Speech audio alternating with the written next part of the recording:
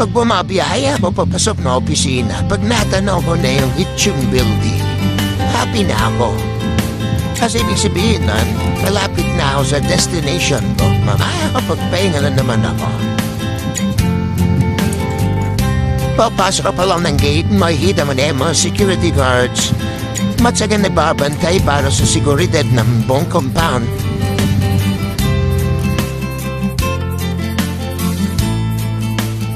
Kailangan mo na huminto sa harap ng building, syempre, para magpa-facial recognition.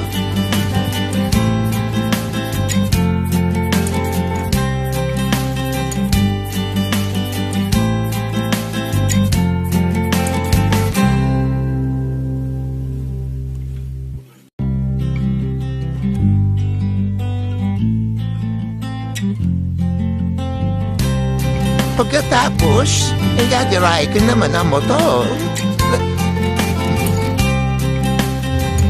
May naman, pabalik na ako para pumasok sa opisina. Ayan o, ang ganda-ganda ng Hitchung Building. Ang tagal ko nang pumapasok dyan. Pero, ngayong araw na to parang may kakaibaho nararamdaman. Naalala ko kasi, hindi na pala ako dyan pumapasok. Wala yan, pilampasan ko nila yung building. Bababa na lang ako papunta dun sa likod na compound.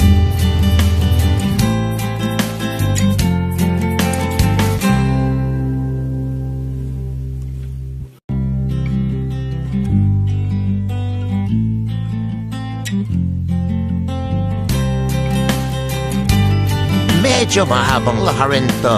Dati damadaan mo kami dito. Pagka nagsasawa na kami siya mga pagkain dito sa loob.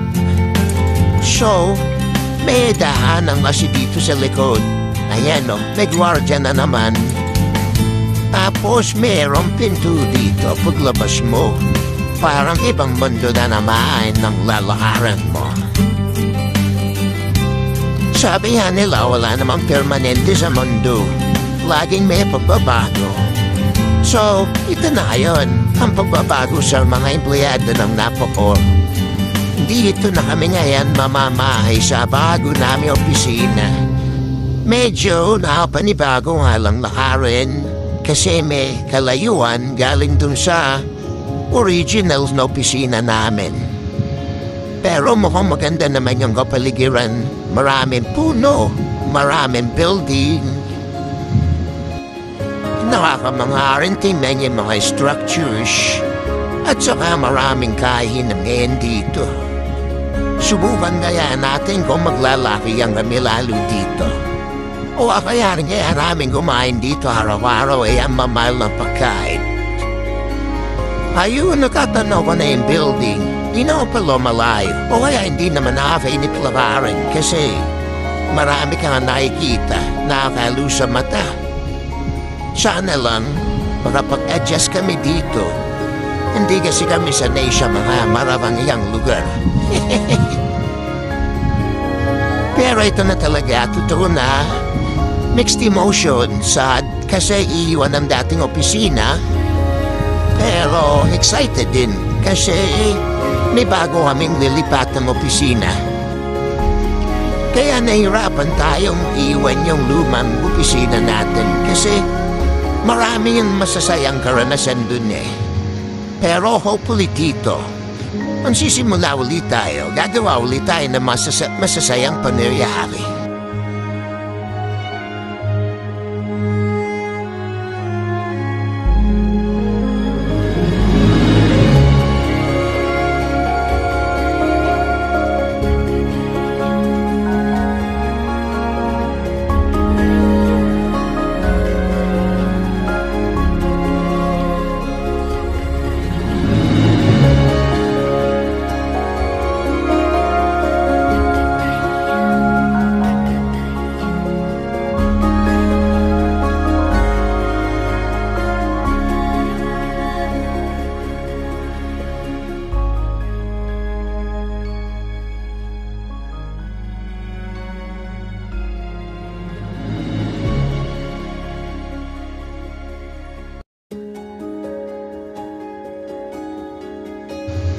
Heto na, nandito na po tayo. Good luck po sa ating lahat. Sana nga, bumuo tayo ng maraming masasayang kabanata dito sa bago nating opisina.